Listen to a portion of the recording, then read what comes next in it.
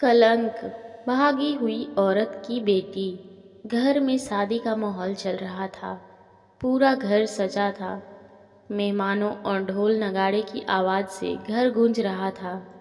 चूल्हे की आग पे पक रहे खाने की खुशबू पूरे गांव में फैल गई।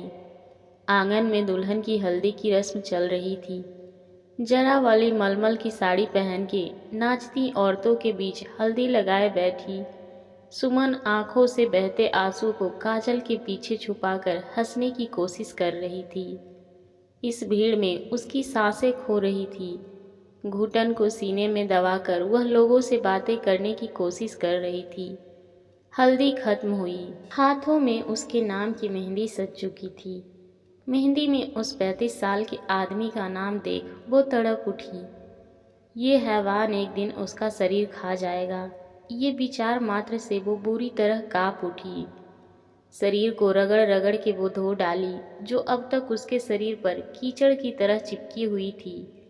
रो रो के बेहाल सुमन के आंसुओं को जानने वाला यह कोई नहीं था।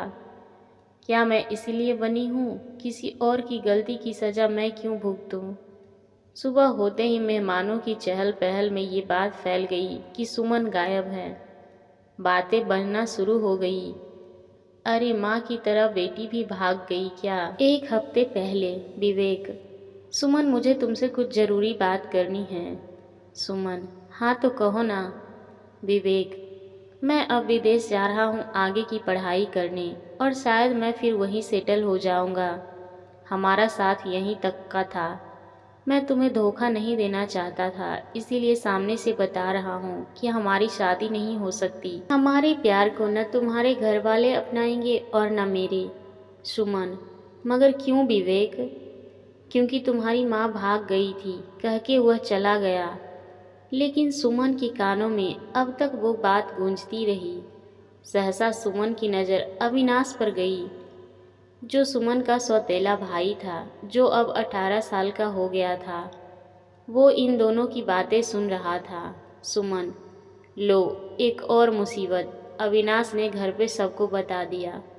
दादी ने गुस्से में बहुत कुछ सुनाया। पापा ने 1-2 थप्पड़ मारे और थोड़ा कम था, इसलिए सौतेली माँ ने उसकी माँ जैसी चरित्रहीन भी कहा। अब उन लोगों की बातों का उस पे ज़्यादा असर नहीं होता था, क्योंकि 20 साल से वो ये सब सुनती आ रही थी। पर इस बार अंजाम जो आया वो बहुत भयानक था। उसके पापा अमरनाथ ने उसके डिपार्टमेंट में से एक पुलिस अफसर के साथ सुमन की शादी तय कर दी, जो एक 35 साल का आदमी था और सुमन 21 साल की। अमरनाथ और दादी ने ये फैसला लिया कि इसे जल्द से जल्द ठिकाने लगा दे, इससे पहले कि ये कहीं मुंह काला करे। और दूसरे दिन से ही शादी की तारीख निकली और मेहमान आना शुरू हो गए। पूरे गांव को उसकी बर्बादी में न्योता दिया गया था। सुमन से एक बार भी राय नहीं मांगी गई। हल्दी की रात वह डर से कांप उठी थी। 20 साल से उसके मन में कई सवाल थे, जिसके जवाब टूटी फूटी कहानियों से उसने यूं ही हवा में जोड़े थे। मगर सच्चाई क्या थी, उसे तो ठीक से अपनी माँ का चेहरा तक याद नहीं। 2 साल की थी जब वह सहसा उसकी माँ उसे छोड़ के चली गई, और उसके ताने वो आज तक दुनिया से सुनती आ रही थी। सुमन अपने कमरे में कांपती रूह के साथ सारी अलमारी बिखेर बैठी थी। उसमें उसकी माँ की एक छोटी सी पुरानी तस्वीर हाथ आई। वह तस्वीर से ही सवाल पूछने लगी, तू जानती है, तेरे एक कदम ने मुझे जिंदगी भर की सज़ा दी है। तू भागी क्यों? दादी और पापा, सौतेली माँ और अविनाश कितना प्यार करते हैं। तुम्हें ऐसी क्या परेशानी थी कि तुम भाग गई? और इस वजह से वो लोग मुझसे भी नफरत करते हैं। तुम्हें वापस आना होगा। 20 साल पहले तुमने जो बिगाड़ा है वो सब तुम ठीक करोगी। तुम्हें आना ही होगा। मैं लाऊंगी तुम्हें। मैं ऐसी ज़िंदगी अब नहीं जी सकती। सुमन ने मन में योजना बनाया और वह चोरी छिपे अपने दादी के कमरे से कुछ पैसे लेकर रात के अंधेरे में चल पड़ी अपनी भागी हुई माँ की खोज करने। सुबह होते ये बात हवा की तरह फैल गई कि सुमन भाग गई। दादी सर पे हाथ रखे बैठे थी कि अब ये सब क्या हो गया। और अमरनाथ अपनी पुलिस की गाड़ी लेकर उसे ढूंढने निकल पड़ा। दादी की आंखें बंद हुई। सालों बाद कुछ पहले जैसा ही दोहराता नजर आ रहा था। वो डर से सिमट गई। सुमन कुछ भी नहीं जानती थी अपनी माँ के बारे में या उसके परिवार के बारे में। घर में कोई उसके बारे में बात ही कहाँ करता। वह अपना मुंह छुपाते, मेहंदी वाले हाथ चुन्नी से ढक के बड़ी मुश्किल से अपने दूर के मासी के गांव पहुंची, जिसे उसने 12 साल की उम्र में देखा था, इसलिए शायद उसके गांव का नाम याद रह गया था। बाकी उसे तो ये तक नहीं पता था कि उसकी माँ रहती कहाँ थी। उसके मौसा जी गांव के मुखिया थे, इसलिए उसके घर पहुंचने में ज़्यादा तकलीफ नहीं हुई। उसके घर पहुंचकर पहले मासी को मिन्नतें की कि घर पे कुछ ना बताए। फिर सारी बातें बताकर उसने मासी से ये जान लिया कि उसके नाना नानी किस गांव में रहते थे, जो कि वो दोनों शायद अब जिंदा नहीं थे, लेकिन इंसान की पहचान हमेशा जिंदा रहती है। अपनी मासी से विदाई लेके वह पहुंची अपने नाना नानी के गांव। गांव काफ़ी छोटा था, इसलिए उसमें पाठशालाएं भी बहुत कम थी। उसने सभी पाठशाला में जाके अपनी माँ का नाम बता के कुछ जानने की कोशिश कर रही थी, मगर कुछ हाथ ना लगा। कोई भी पाठशाला में उस नाम की कोई लड़की पढ़ती ही नहीं थी, और वैसे भी इतने पुराने छात्रों के बारे में खोज करने की वहाँ किसे दिलचस्पी थी। वह नाना नानी के घर के आसपास पूछताछ करने लगी। तब उसे ये पता चला कि जिस नाम को वो यहाँ तलाश रही थी वह उसका नाम था ही नहीं। उसकी माँ का नाम उर्वी था, जो शायद ससुराल वालों ने बदलकर उर्मिला कर दिया था। फिर सही नाम की तलाश शुरू हुई। एक पड़ोसी ने बताया कि उसकी बेटी भी उर्वी के साथ पढ़ती थी, लेकिन अब तो वो भी ससुराल थी। थोड़ी कोशिशों के बाद उससे बात हो पाई। तब पता चला कि उर्वी उसके साथ सिर्फ 12वीं तक पढ़ी थी, फिर कॉलेज करने दिल्ली चली गई।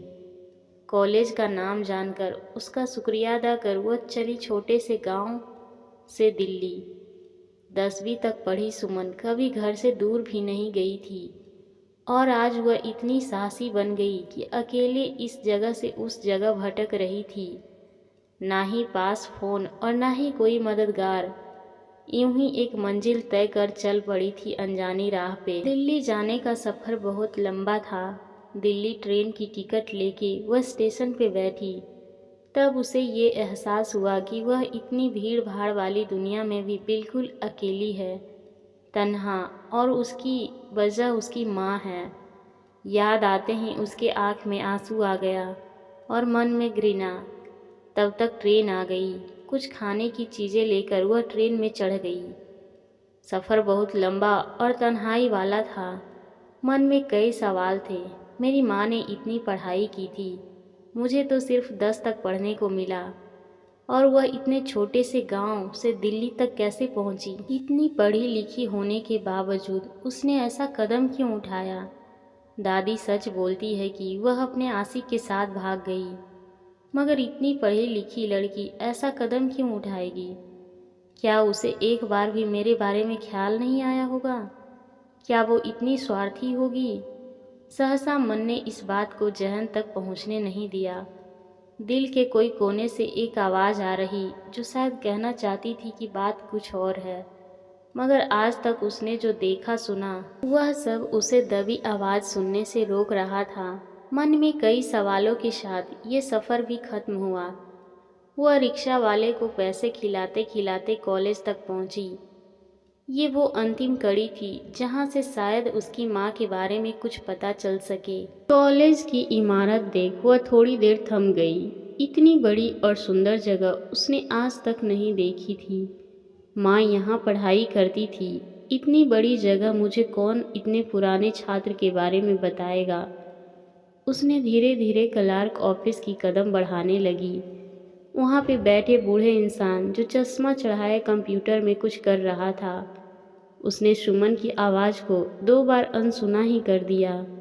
तीसरी बार जोर से सुमन बोली, सर 23 साल पहले यहाँ एक लड़की पढ़ती थी उर्वी, उसके बारे में कुछ जानना है।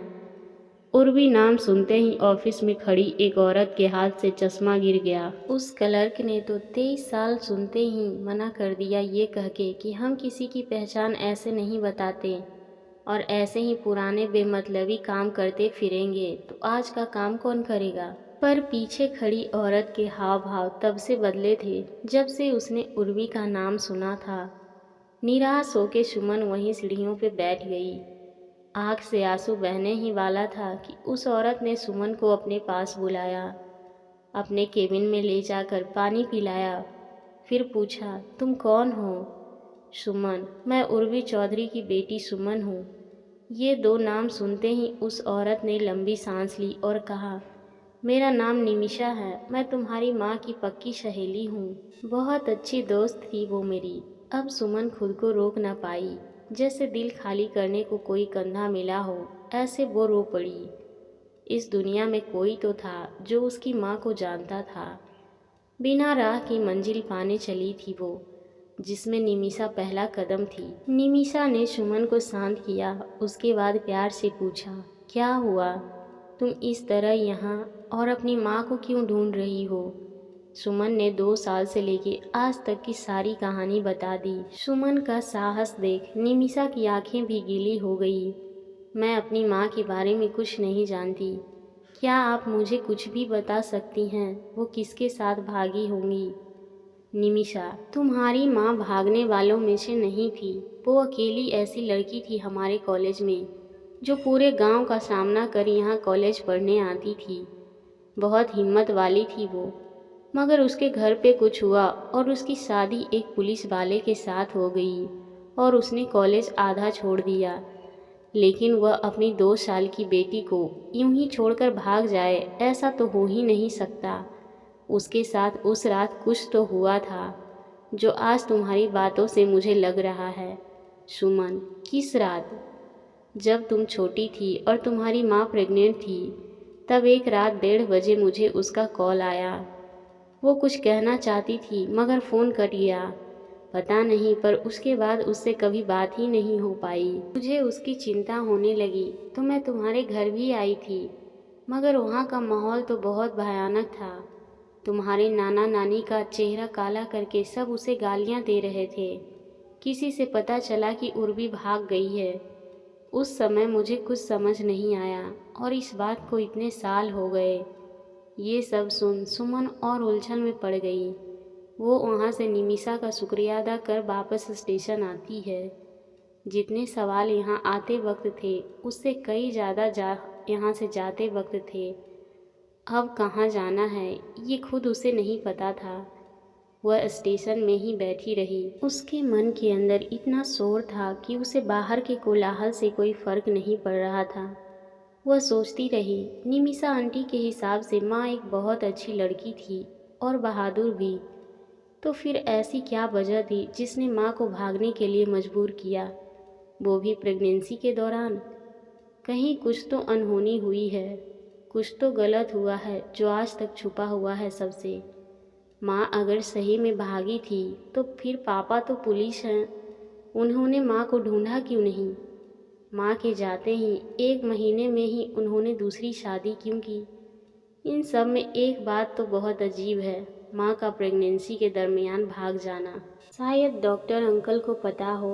अचानक से आए इस विचार ने उसके होठों पे हल्की मुस्कान ला दी, मानो घने अंधेरे में कोई मोमबत्ती लेके खड़ा हो। सुमन ने जल्दी से अपने गांव की टिकट करवाई और ट्रेन में बैठ के पहुंची अपने गांव। उस गांव में एक ही डॉक्टर था, ज़्यादातर औरतों की डिलीवरी वही करते थे। सुमन के सौतेली माँ की डिलीवरी भी वही की गई थी। वहाँ जाके उसने डॉक्टर को पहले धीरे से समझाया कि उसके पापा को ये बात पता न चले। डॉक्टर अजय सुमन को और उर्वी को अच्छे से पहचानता था। डॉक्टर अजय, सुमन बेटा, तुम्हें ऐसा भी क्या जानना है मुझसे? डॉक्टर अजय को सुनाई, मगर इस बार उनके मन में अपनी माँ के प्रति घृणा नहीं थी, चिंता थी। डॉक्टर अंकल, आप मेरी माँ के बारे में कुछ भी बता सकते हो? अब मैं तो इतना ज़रूर जानती हूँ कि वह भागी नहीं थी। ज़रूर कोई वजह थी, जिसने उसे ऐसा कदम उठाने पर मजबूर किया। नहीं बेटा, मैं इस बारे में कुछ भी नहीं जानता और उसको इतने साल बीत गए कि कुछ याद भी नहीं। ये सुनते ही सुमन की आखिरी आशा टूट गई। ये देख डॉक्टर अजय ने उसे कहा, तुम निराश मत हो, मैं पुरानी फाइल खोलकर देखता हूँ, शायद उसमें तुम्हारे कुछ काम का मिल जाए। सुमन की आंखों में फिर से आस जगी। पल पल की दूरी पर उसकी बेताबी बढ़ रही थी कि आखिर उस रात ऐसा क्या हुआ था। डॉक्टर अजय ने फाइल निकाली और उसमें देखा कि बेटा, तुम्हारी माँ यहाँ आखिरी बार आई थी तब वह सिर्फ प्रेग्नेंट ही नहीं बल्कि अपने साथ एक रोग लेके भी आई थी। इससे मुझे याद आया कि तुम्हारी माँ का शायद 3 बार अबॉर्शन भी हो चुका था और उस समय उसके गर्भ में जो बच्चा था वो भी बड़ी मुश्किल से पल रहा था। उस गर्भाशय के रोग से बच्चे के जन्म के बाद उसकी सर्जरी भी होने वाली थी। ये सब सुमन के लिए सुनना आसान नहीं था। ये सब क्या हो रहा था उसकी माँ के साथ और उस बच्चे के साथ भी। अब कोई ऐसा नहीं बचा था उसकी दादी और पापा के सिवाय जो उसे उस रात की कहानी के बारे में बता सके। निराशा के बादल ओढ़ वह सुनमुन यूं ही चली गई। हॉस्पिटल के बाहर बैठकर वह रो रही थी। मुंह से हल्की सी चीख निकल गई। माँ, तुम कहाँ हो? तुम्हारे साथ क्या हुआ था? तुम जहाँ भी हो मेरे पास आ जाओ। उसके शब्द अब आंसू बनकर बहने लगे। उसे अब कोई परवाह नहीं थी कि गांव में उसे कोई देख लेगा या उसके पापा उसे घसीटते ले जाएंगे। उसके जहन में अब सिर्फ उसकी माँ दौड़ रही थी। सहसा कोई उसके सामने आके खड़ा हो गया। अविनाश, तुम हाथ पे हाथ धरे कुछ भी नहीं होने वाला। अब वक्त आ गया है कि आमने सामने ही बात की जाए। सुमन बड़े जोश के साथ घर गई। जाके सीधे रुकी अपने पिता के कमरे में। अलमारी खोल उसमें से बंदूक निकाली और जाके ताक दी अविनाश के सिर पर। घर में सबकी जान हथेली में आ गई। अचानक इतने दिनों बाद घर आई सुमन का ये रवैया देखकर सब हैरान हो गए। दादी, अरे क्या कर रही हो पागल लड़की, छोड़, अबू को गोली लग जाएगी तो अनर्थ हो जाएगा। घर में से चीखने चिल्लाने का शोर आने लगे। सभी पड़ोसी तमाशा देखने पहुंच गए। सुमन, अनर्थ तो हो चुका है दादी मेरी माँ के साथ। अब मुझे किसी की परवाह नहीं।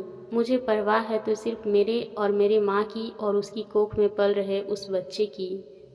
आपने बहुत बता दी अपनी कहानी, अब मुझे सच जानना है।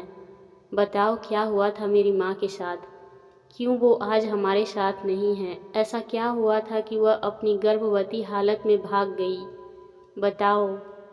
उसकी आवाज़ में न तो पहले जैसा डर था और ना ही किसी की मर्यादा। सुमन को ऐसा देख सबके पसीने छूट गए। अमरनाथ और दादी डर के मारे काँप उठे। अमरनाथ, बताता हूँ, तुम अबू को कुछ मत करना, छोड़ दो उसे, छोड़ दो, उसकी कोई गलती नहीं है। सुमन, गलती तो मेरी भी नहीं थी। 19 साल से फिर भी मैं भुगत रही थी ना, तो अब ये भी भुगतेगा। आप सच बताओ वरना आज अपने लाडले बेटे से हाथ धो बैठेंगे। नहीं नहीं, डर के मारे अमरनाथ तोते की तरह बोलने लगा। तुम्हारी माँ जब कॉलेज के आखिरी साल में थी तब तुम्हारे नाना को किसी ने दारू के धंधे में फंसाया था। मैंने तुम्हारे नाना को छोड़ने पे एक शर्त रखी और उसी शर्त के अनुसार तुम्हारी माँ की मुझसे शादी हुई। शुरुआत में सब ठीक चल रहा था। वह अपना कॉलेज छोड़ घर संभालती थी और फिर तुम्हारा जन्म हुआ। घर में एक बेटी के बाद हमें एक बेटा चाहिए था। उसी वजह से तुम्हारी माँ का 3 बार अबॉर्शन कराया, क्योंकि तीनों बार उसकी कोख में लड़की ही पल रही थी। हर बार तुम्हारी माँ नहीं मानती थी और हमें ज़बरदस्ती करनी पड़ती थी। जब वह चौथी बार प्रेग्नेंट हुई तो डॉक्टर ने कहा कि उसके गर्भाशय में गांठें हो गई है। इस बच्चे के बाद वह कभी प्रेग्नेंट नहीं हो सकेंगी। लेकिन हमने दूसरे डॉक्टर को दिखाया जिसने हमें कहा कि ऐसा कुछ भी नहीं होगा। ऑपरेशन के बाद वह फिर से प्रेग्नेंट हो सकती थी। तो मैं और माँ खुश हो गए और मैंने फिर से उसे हॉस्पिटल आने के लिए कहा। हम ये देखने जा रहे थे कि बेटा है या बेटी। बरसात का मौसम था। अंधेरा होने के बाद गुप्त तरीके से जांच करवाने वाले थे। तुम्हारी माँ जिद पे अड़ी थी कि उसे ये जांच नहीं करवानी। जो भी हो, वो उसे जन्म देना चाहती थी, लेकिन मैं नहीं चाहता था। कुछ ही घंटों में उसकी बारी आने वाली थी। मैं अकेले में डॉक्टर से बात करने गया। इतने में वो हॉस्पिटल से भाग गई। अंधेरा काफ़ी हो चुका था। मैं उसे ढूंढने चला गया। भागते भागते वो एक जंगल की ओर बढ़ गई और मैं गाड़ी लेके उसके पीछे पड़ा था। मेरा खून खौल रहा था उसकी इस बचकानी हरकत पे। मैं बहुत चिल्लाया, मगर वो मुझसे बचने की चाह में भागी जा रही थी। अचानक तेज बारिश शुरू हुई। मेरी गाड़ी बंद हो गई। मैं वहीं गाड़ी छोड़ उसके पीछे भागा। मेरे हाथ में आते ही मैंने उसे जोर से थप्पड़ मारा। मुझे होश ही नहीं आ रहा था। सारा गुस्सा उस थप्पड़ में बह गया। वो बुरी तरह से गिर गई और सिर पत्थर से टकरा के खून से लथपथ हो गया।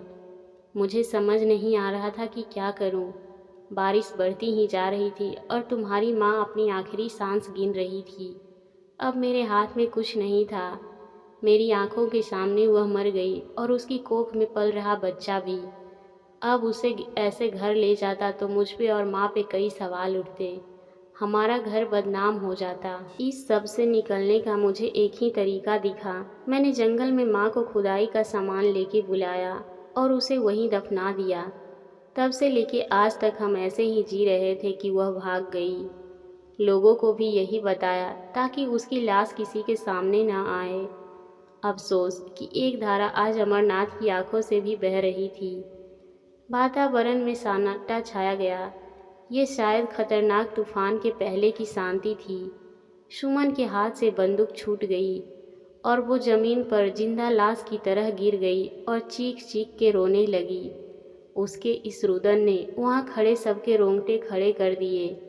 दादी भी सिर पे हाथ पटक के बैठ गई।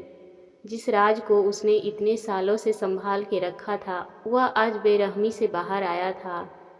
अब आने वाले तूफान को रोकने की किसी में हिम्मत नहीं थी।